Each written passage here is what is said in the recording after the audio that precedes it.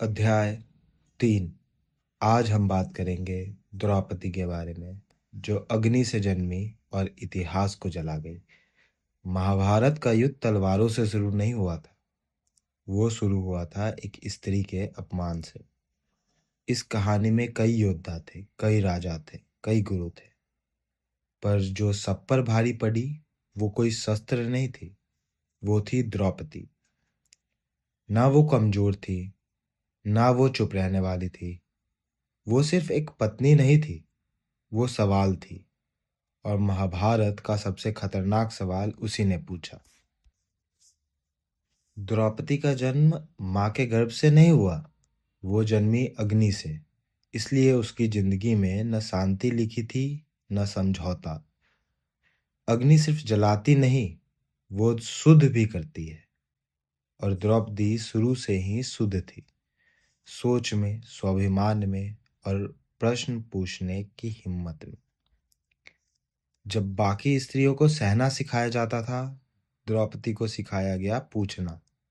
और जो स्त्री सवाल पूछती है वो इतिहास के लिए सबसे असुविधाजनक होती है। इन्हीं चीजों के बीच द्रौपदी बड़ी हो गई।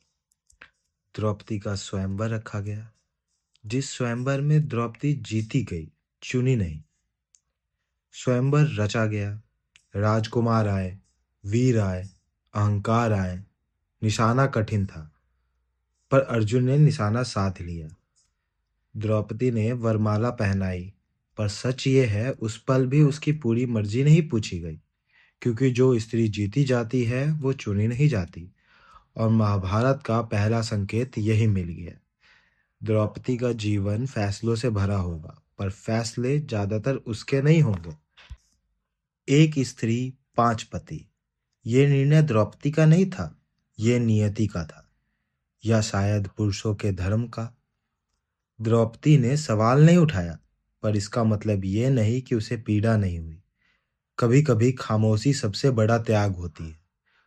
वो हर दिन अपने मन को समझाती रही, ये भी धर्म है। पर जो धर्म आपको तोड़ दे, क्या वो सच में धर्म होता है? फिर सभा सजी, जब स्त्री नहीं धर्म घसीटा गया।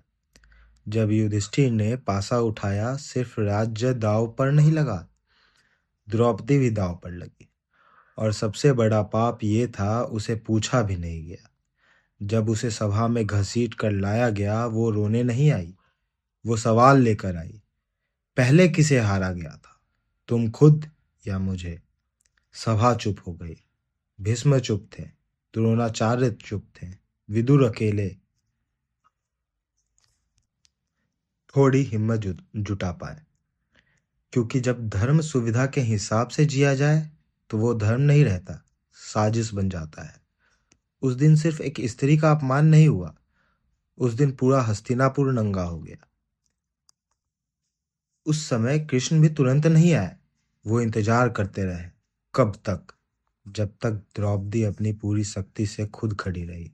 और जब उसने आखिरी सांस में कहा, हे कृष्ण, तब वस्त्र अनंत हो गए। संदेश साफ था, जब स्त्री अपमान के खिलाफ खुद खड़ी होती है, तब भगवान भी उसके साथ खड़े होते हैं। तब द्रौपदी ने शपथ लिया। द्रौपदी ने खुद तलवार नहीं उठाई, उसने शपथ उठाई। उसके शब्द तलवारों से ज्यादा तेज थे। उस दिन महाभारत का युद्ध लिख दिया गया। ये बदले की कहानी नहीं थी, ये न्याय की कहानी थी। और न्याय कभी भी शांत नहीं होता। द्रौपदी को अक्सर सिर्फ एक पत्नी बनाकर देखा गया, पर सच ये है वो महाभारत की अंतरात्मा थी। उसका सवाल आज भी जिंदा है। जब अन्याय हो और सब चुप हो जाए, तो गलत कौन होता है, जो अन्याय करता है या जो देख कर भी चुप रहता है? महाभारत तब शुरू होता जब द्रौपदी सभा में खड़ी होती, और आज भी कहीं ना कहीं वो सभा फिर सज जाती है। धन्यवाद। इससे पहले हमने 2 कहानी बनाई है, कर्ण पे और महाभारत पे। अगर ऐसी कहानी आपको अच्छी लगती है, पोएट्री अच्छी लगती है, तो कमेंट में लिख कर बताएं। धन्यवाद।